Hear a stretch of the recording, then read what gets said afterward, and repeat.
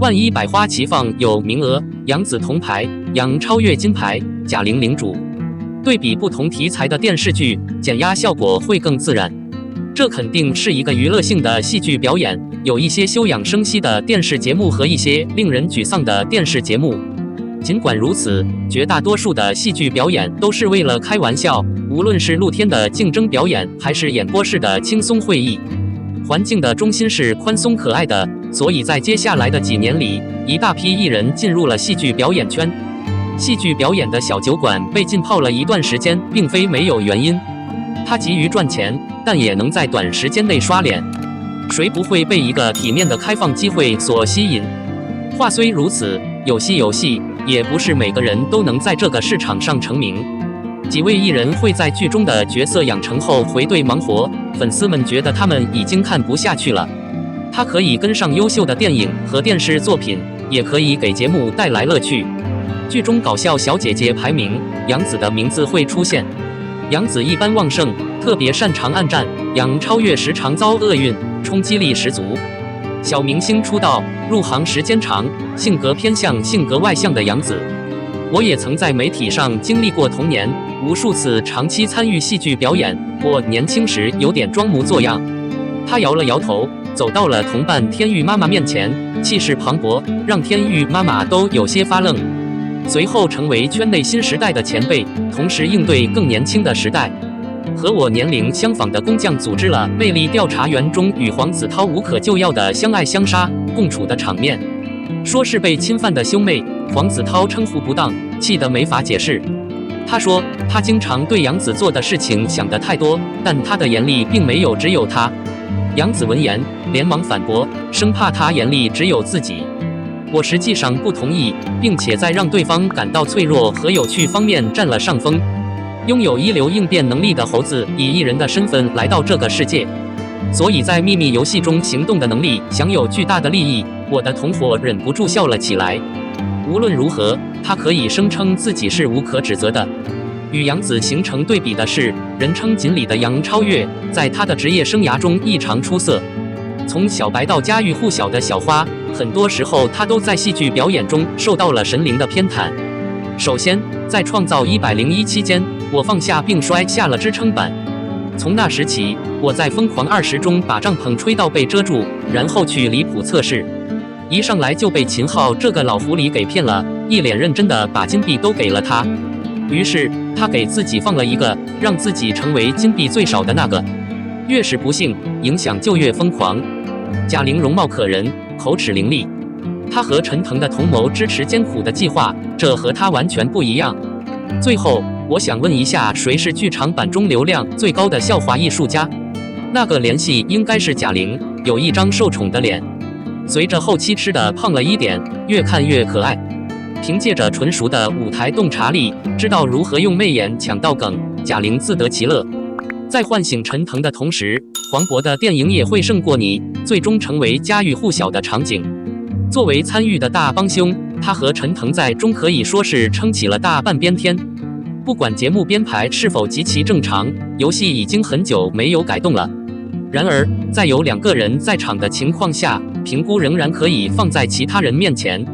贾玲到底有多重要？无极豪杰和我们的旅馆在没有她的情况下的地位就可见一斑了。2个都失败了，成绩继续下降。贾玲的出类拔萃确实是戏剧表演工匠的支柱，也就是说，她不在乎自己的画面，经常出现精彩的句子。仅仅通过抛出面子，人群随时可能窃笑。可以在文艺演出舞台上大放异彩，也可以参与大银幕的制作。第一次有机会自导自演电影，越拍越火，最后50亿。在讽刺领域，贾玲的展览至今几乎无人能及，所以被称为领主是一件严肃的事情。02，肖战拿下男星榜首，郁郁古瑶的心态很难揣测。九一山不是在表彰迎春吗？俄产线喜讯，2022泰国最佳艺人及艺人民主成果交付，肖战获得男星榜单第1名。按照票数，肖战获得了3031172票，成为整个评选中得票最多的工匠。肖战以绝对优势拿下第1名，成为泰国最知名、人群中最有名气的华人偶像艺人。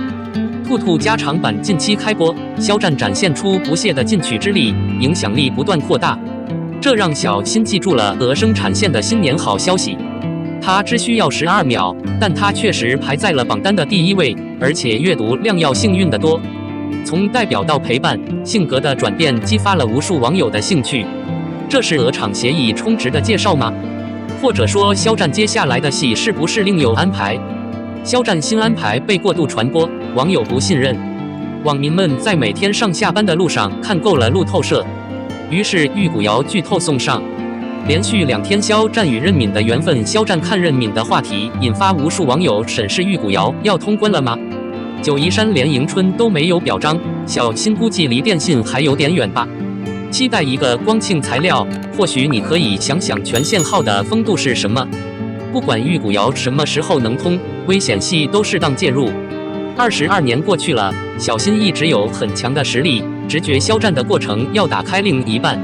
在过去的好日子里，许多人需要达到的水平，似乎永远只是他昏昏欲睡的力量聚集。看似安静的当下，却有着不可思议的强烈欲望。对于一个在媒体上非常知名的表演者来说，安静下来并聚焦于内功，这不是传统个人可以做到的。小新普遍接受资本控制媒体和硬实力对抗的现状，大结局也应该是正确的取胜之道。某些人之所以优秀，背后的动力其实是对天时地利人和的满足。普通人，没有人能拒绝真实，没有任何宣传措施在本质上与有效的照顾您的业务一样真实。如果不靠本钱，开始阶段会特别累，过段时间就会变得简单明了。小新有一些通过私信联系到的肖战粉丝，他们从来不关注娱乐圈，根本不知道什么是粉丝。肖战是他们重点关注、乐于助人的主力工匠，他们对他有着纯粹的认证和信心。大家一致认为，肖战实力不俗，前途无量，会陪他走很长一段时间。03，微风何处大结局？说不定李现就指望谢之遥再次出圈。热播剧到微风处已经完结了。明白之后，有一种失恋的感觉，残缺，有些自责。毫无疑问，这是一部自播出以来就经常被观看的电视剧。1900个热门查询全部在所有组织中，超过119亿个相关主题。作为一个和平的修补程序，它具有超强的突出性和对话性。一方面，某些人对云南有趣的和平景观感到惊讶。话又说回来，也有人被刘亦菲这个妖精姐姐的优秀和演技所吸引。然而，与这些相比，传奇人物李现饰演的谢之遥才是真正的粉丝。随着剧集的火爆，不少人纷纷表示，李现能不能和谢之遥一起再次出圈？李现声名狼藉的历史背景，就是一段悲惨的逆袭史。2009年，年仅18岁，体重明显下降的李现还是个少年。怀着对演戏的幻想，他并没有一成不变地申请电影基金会。尽管如此，理想格外丰满，而事实却格外打脸。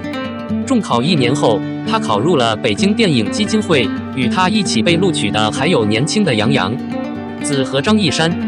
和成名早的杨子、张一山相比，李现的收益也不算特别。他的银幕处女作是2011年的《千箭穿心》。片中，李现与艺人严炳炎扮演母子。因为没有演戏经验，一场戏要反复演好多次，让他感到格外的莫名其妙。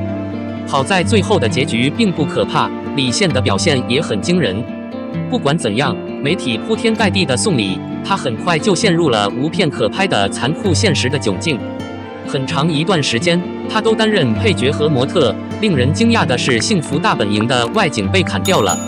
更重要的是，杨子同学曾出演过《大秧歌》《青云志》《向幸福致敬》等知名剧，定位于4大女工。反正李现也不是那种心境一反常态，静下心来，安下心来。我总觉得自己很笨，所以我一直在做的事情就是看很多书、看电影、看剧，然后把那些大牌艺人的表演策略和节奏变成我自己的。艰苦的工作不负有心人。李现一直坚持到操场青年节目姐弟上铺。从这部作品开始，李现的知名度就不断攀升。同样得到了《水稻神》等影视剧作品，有些名气却不冷不热。假想的浓密而脆弱的头发。2019年，经过漫长的毕业，李现终于迎来了一场大爆发。凭借《亲爱的家人朋友》一炮走红，现任甜心走红网络。快30岁的李现，终于登上了国内一线特产的位置，成为了家喻户晓的极简新鲜肉。扭捏、大酥、上流几乎成了他的精英之物。可悲的是，在3年后的演出中，尽管如此，李现声望高涨，但后来的资产和发展却没有跟上。所谓的刀锋传统，无论是突出的还是非正式的，都不符合假设。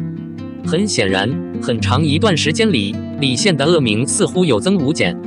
反正作为一个艺人，没有善行的恩赐，时间长了，难免大家会迷路。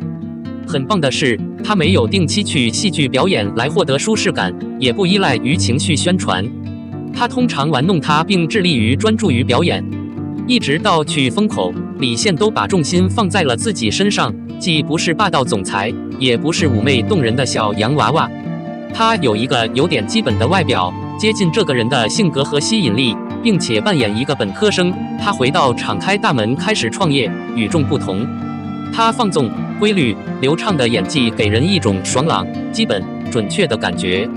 只有懂得自我控制和勤奋的人，才有惊人的成功潜力登上山峰。遇到包厢处理后，不忘初心，用演技赢得观众认可，就更有价值了。